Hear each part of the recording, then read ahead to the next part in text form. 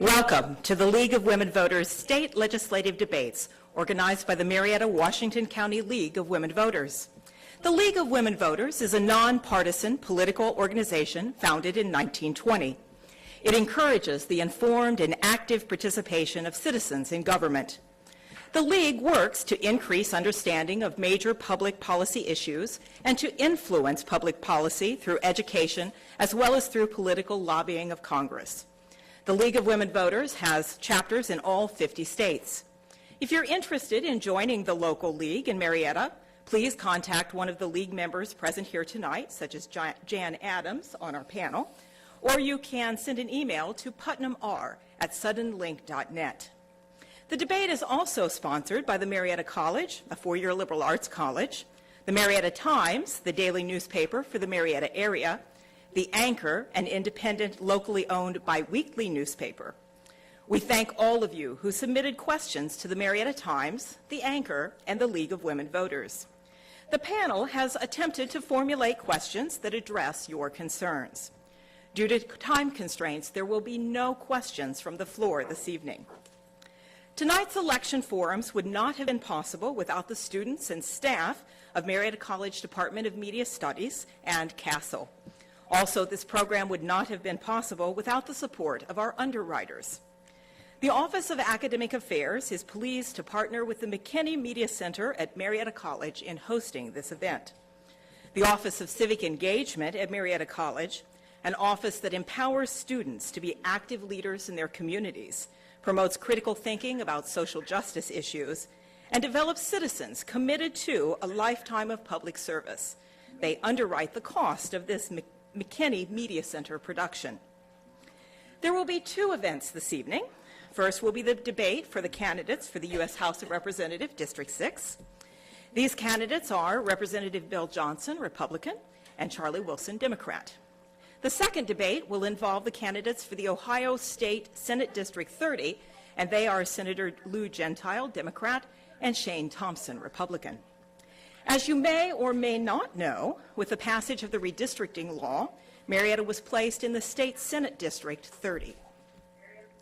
The format for our two debates tonight will be identical. Each candidate will be given time to respond to each question. The first candidate receiving the question will have 1.5 minutes to answer, and the second candidate will also have 1.5 minutes.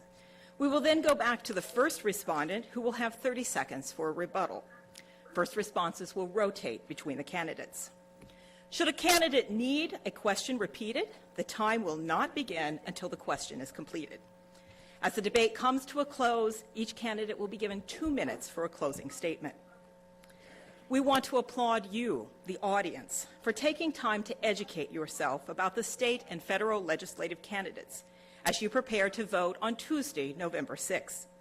We encourage you to tune in to WCMO TV Channel 15 on Thursday, September 27th, for the League of Women Voters Candidates Night, so you can hear from those running for sheriff, 2 county commissioner seats, and the judge of Common Pleas Court.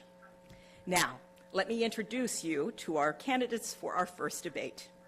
Before the show began, the candidates participated in a coin toss to establish speaking order. To my left, we have the 2 candidates vying for the right to represent the people of the U.S. House of Representatives, District 6. To my immediate left is Charlie Wilson, Democrat, and to the far left is Representative Bill Johnson, the Republican candidate. Our panelists for tonight are Robert Coulter of the Anchor, Jan Adams of the League of Women Voters, and Evan Bevins of the Marietta Times. As I mentioned, the panelists have been collecting questions from the community throughout this last month. We will begin the questioning with Ms. Adams. Your first question will go to Charlie Wilson, who will have 1.5 minutes to respond.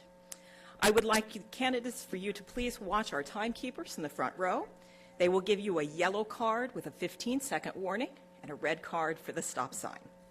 And then finally, I will go back after the second candidate has had a 1.5 minutes to answer to the first for a 30-second rebuttal. Any questions? All right. Ms. Adams, your first question to Charlie Wilson, please. Good evening. Protective regulations apply to industries to safeguard the use. hazardous and toxic chemicals that have been deemed to be harmful to humans and the environment. The oil and natural gas industry is exempted from these requirements under the Safe Drinking Water Act and others. Do you support these exemptions? Why or why not? The exemption, if I could repeat and make sure I have what you're saying, the exemption for oil and gas, are you saying from the environmental regulations? Okay. I don't. I would be in favor of doing all we can for the oil and gas to move forward, to be able to have this as a new product and a new way of employing the people in our area. However, I do feel as we move forward to value fracking and what we're going to do with the gas and oil group that comes into our area, we have to make sure that they are going to be safe to our environment, and it's going to be one of the things that pursues the jobs in the future. I truly believe that the gas and oil today, ladies and gentlemen, could be what happened with us with coal several generations ago, both being good employers, but I believe, especially with the gas and oil, we need to be cognizant of what environmental problems there could be there. But as soon as we can make sure that they're intact, we go ahead and move forward with it as quickly as possible. And I would like to see more local jobs, people hiring people in our area versus coming in from other states to work these jobs. I think that would be one of the best things that we could have going. And I'm also concerned about our infrastructure. I was very disappointed in the Congress that voted for a 2-year infrastructure instead of a 5-year infrastructure. We need infrastructure put in place that we can use to haul the water for fracking and heavy equipment that we need to be able to pursue the oil and gas. Why we had to have a 2-year budget, I'm not sure. But in my eyes, it was just kicking the can down the street instead of dealing with it now and putting the infrastructure in place. Thank you. Representative Johnson. Well, first of all, the reason that we had a 2-year bill instead of a 5-year bill is because we couldn't get cooperation out of the Democrat-controlled Senate to get a 5-year bill. The House of Representatives sent them a 5-year bill, and we couldn't get that. I think where it comes to oil and gas, ladies and gentlemen, we have a state that has regulated oil and gas very, very successfully since 1965. We don't need the federal government coming in telling the people here in the state of Ohio how to protect their water and how to protect their air. They've got a history of doing that. There is not one proven instance where hydraulic fracturing, in the history of hydraulic fracturing, over 1 million such operations, that it's contaminated the drinking water. I have worked very, very hard with local labor organizations. I think that's one of the reasons why I have the endorsement of the plumbers and pipe fitters, because I've connected these companies with business opportunities so that we can hire local labor. I will tell you that if the district decides to send my opponent, Congressman Charlie Wilson, back to Washington, his first vote is going to be for Nancy Pelosi to put her back in as the Speaker of the House, and you will then see a furtherance of the cap and trade agenda that they have sponsored and that they are trying to regulate the oil and gas industry with. Okay. Thank you. Did I get a 15-second card? Yes. Okay, thank you. Sorry. Mr. Wilson. I didn't see it.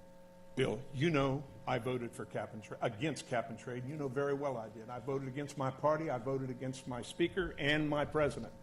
Why would you say that they're going to put cap and trade in? Because that's exactly what they're doing. You have some crystal ball that tells you? All right. Okay. Gentlemen. That's not true. Okay. I have 15 more seconds. So this thing's very sensitive. Let me talk a little more about that. I just think that we need to be safe. I'm all for pursuing the oil and gas opportunities that we have to every degree. I just want to make sure our environment is safe also. Thank you.